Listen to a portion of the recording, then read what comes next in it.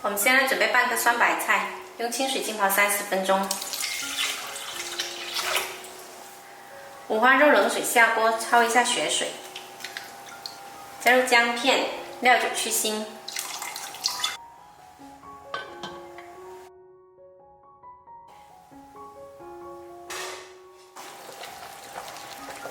煮开后焯煮2到3分钟就可以夹出来，清洗干净。重新换一锅水，把五花肉放进来煮25分钟，加几片姜。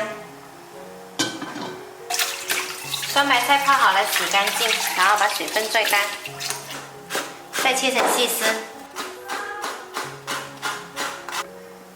切好了之后再拽干水分，还是可以拽出很多水的。再来切一些料头，姜切成小粒，葱我们只要葱头，还有一些泡软洗干净的虾米放在一起。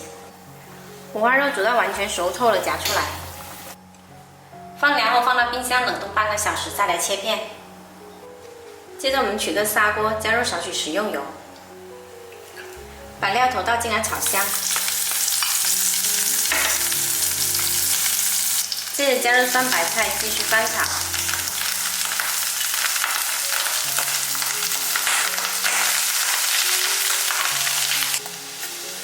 炒香了之后，先关火。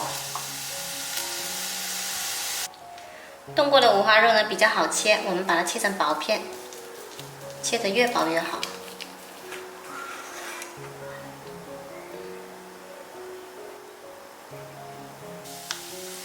然后把我们切好的肉放进来，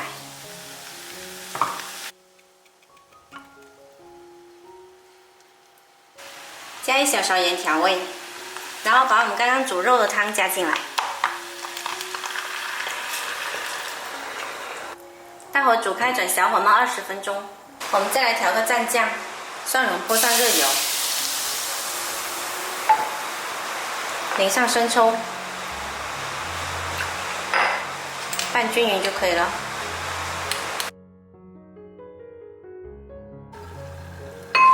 好啦，时间到，可以关火了。再来点葱花，好香啊，闻着流口水啦。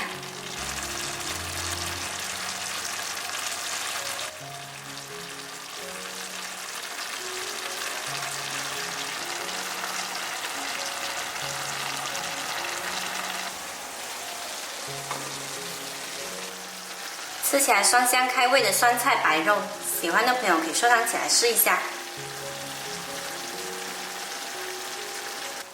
吃的时候可以蘸着酱料吃，特别下饭。我是小坏，喜欢我的视频记得关注我哦。